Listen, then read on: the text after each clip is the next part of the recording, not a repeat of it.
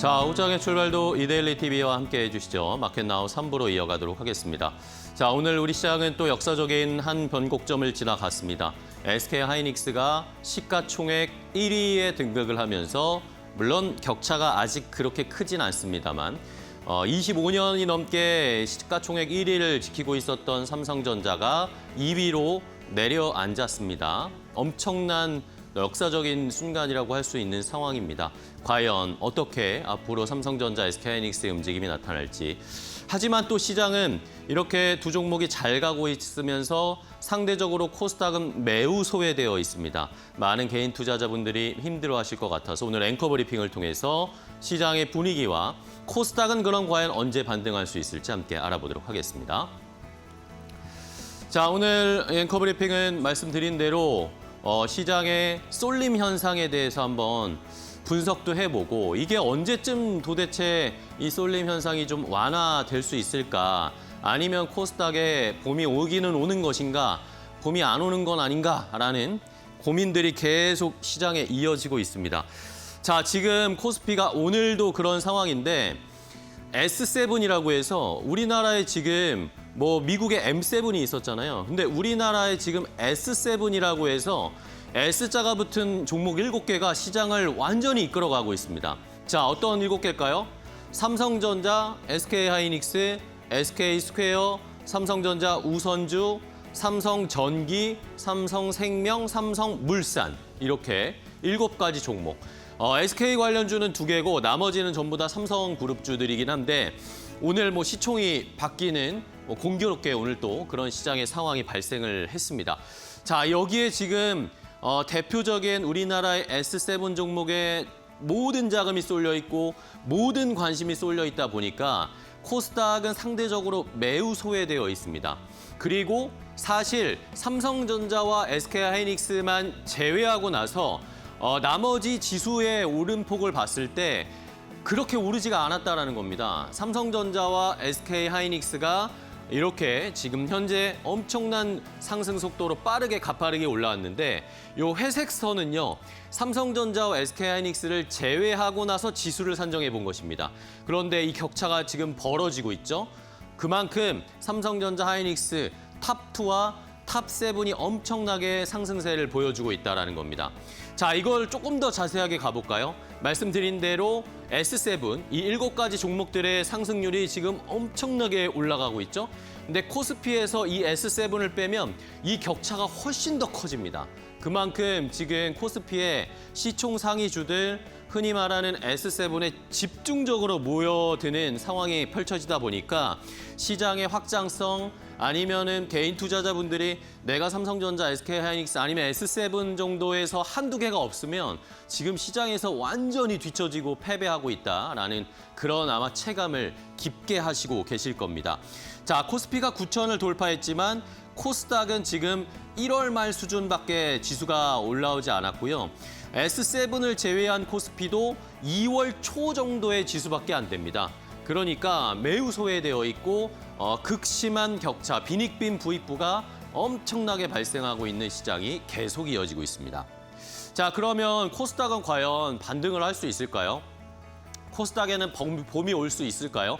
자, 그런데 최근에 6월 초에 사실 코스닥이 약간 반등을 했었습니다. 10월 1000포인트 다시 상회를 하면서 이제 순환매가 다시 돌면서 코스닥도 올라가겠다. 제약바이오가 막 반짝 올라오고 그랬었잖아요.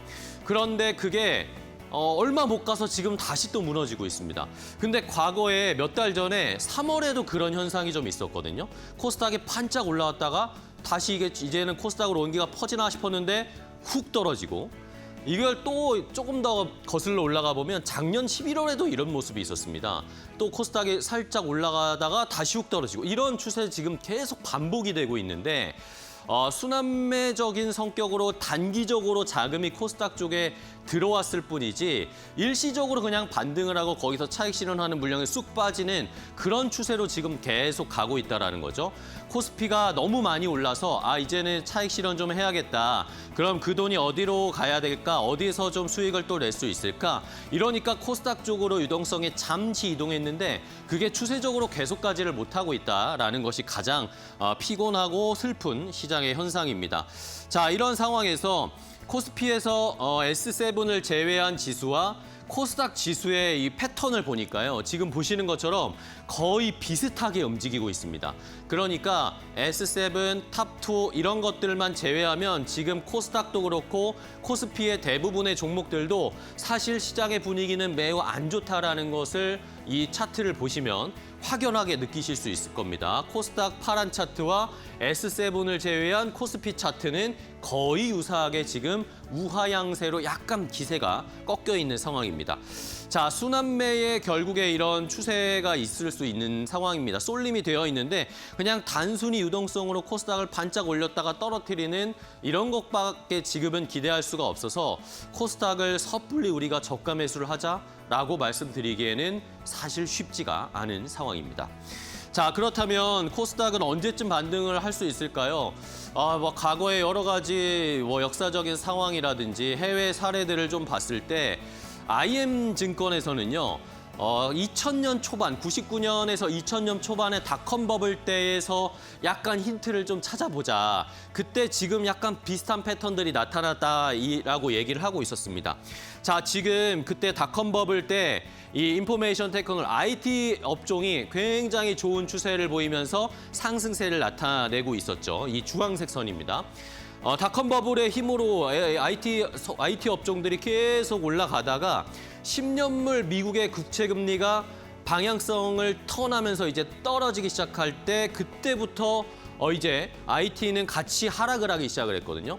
근데 요 기준을 정확히 봤을 때 헬스케어 그리고 소비재, 유틸리티 업종은 그동안 좋지 않으면서 우하향을 하다가 딱 IT가 꺾이기 시작하면서 이들이 가기 시작했습니다. 이런 상황을 봤을 때 우리나라도 비슷한 패턴으로 갈 가능성이 높다라는 거죠. 나스닥과 주도주가 IT 버블이 끝나면서 피크아웃이 닥쳤을 때 그때 유틸리티, 헬스케어 이런 쪽이 이제 금리가 낮아지는 상황에서 올라갈 수 있는 것들이 반등을 시작했다라는 겁니다.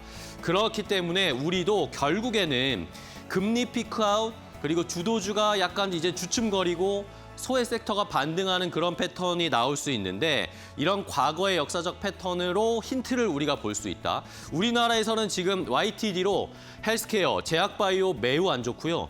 유틸리티 업종, 레저, 호텔, 미디어 이런 업종이 지금 최악으로 제일 안 좋거든요. 그러면 이렇게 IT가 약간 이제 멈춤을 시작할 때 이런 업종들이 반등으로 치고 올라갈 수 있다. 그러면 이제 이런 업종들은 코스닥에 많잖아요. 그러니까 그러면서 코스닥이 이제는 반등을 할 수 있지 않을까라고 과거의 역사적인 경험을 통해서 일단 IM증권은 그런 기대와 예측을 하고 있는 상황입니다. 자, 하지만 이것도 쉽지가 않은데요. 왜냐하면 아직까지 S7이라고 아까 말씀드린 종목들이 멈추질 않기 때문입니다. 그리고 이렇게 가는 종목들이 어떻게 가고 있죠? 실적 기반으로 가고 있습니다. 그러니까 주가가 좀처럼 꺾일 생각이 없습니다. 꺾이는 앞으로의 피크가 대략 예상이 나와야 되는데 그것에 대해서 아무도 예상을 못하고 있는 상황이죠. 실적에 기반으로 한 수익성의 랠리가 펼쳐지고 있고 아직 주도주의 피크아웃과는 거리가 멀다라는 평가들이 계속 나오고 있죠. 그러면 피크아웃 시점을 우리가 더 예측하기가 어렵습니다. 이러면서 시장에서는 결국에는 코스피가 한 11,000포인트까지는 가야 그때 가서야 어느 정도의 피크를 좀 볼 수 있다라고 예상들을 하고 있습니다. 자, 지금 IM증권에서 코스피 밸류에이션 테이블을 쫙 이렇게 펼쳐놨는데요. 12개월 선행 PR을 8.7배로 코스피를 잡자라고 쳐도 왜냐하면 지금 삼성전자, SK하이닉스나 실적 좋은 기업들의 실적 계속 성장을 하고 있기 때문에 보수적으로 줘도 8.7배를 주면 1,500포인트 아니면 11,000포인트까지 간다라는 겁니다. 그러면 이때쯤이 되어야 코스피가 어느 정도 피크라고 생각할 수 있는 이야기들이 나올 것이고 그러면서 이제는 약간의 분위기가 반전이 나타날 수가 있는데 그때 결국에는 코스닥이 좀 반전할 수 있을 것이죠. 결국에는 S7이 멈춰야 코스닥에 갈 수밖에 없는 상황입니다. 그러면 저희는 일단은 S7의 상승에 올라타서 여기서 수익을 봐야 할 것 같고요. 그런 다음에 그런 피크아웃의 이야기가 나올 때 그때 가서야 코스닥에 봄은 올 것 같습니다. 아직 쉽지 않은 상황이기 때문에 여러분들 지금 시장의 주도 끌고 가는 업종이나 종목들에 조금 더 집중해보는 투자 전략이 필요할 것 같습니다. 앵커 브리핑이었습니다.